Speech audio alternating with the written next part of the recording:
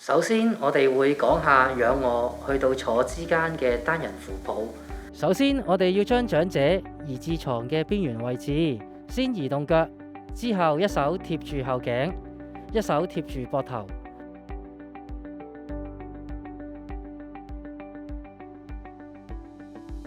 最後扶住盤骨嘅位置移動。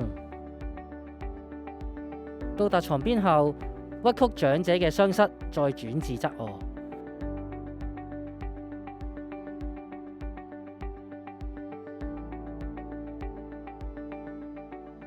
手由枕頭同頸嘅空位攝入去，再用手掌托住肩胛位，另一隻手就按住盤骨位置。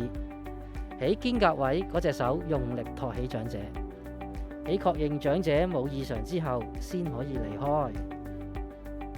如果過程中發現自己力有不支，請慢慢將案主放回原位，再打電話返中心報告同尋求協助。我哋而家再睇多次成個動作。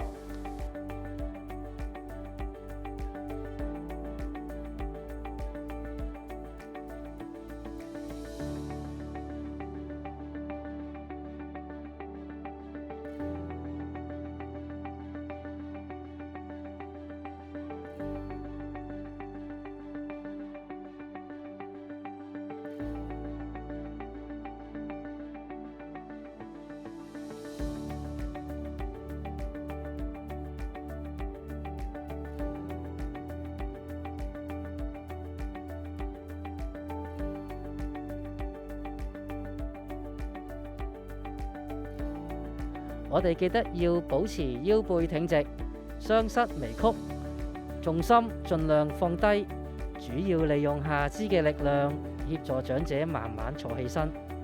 最後記得長者坐穩之前都要坐好個馬步喎。喺確認長者冇異常之後，先可以離開。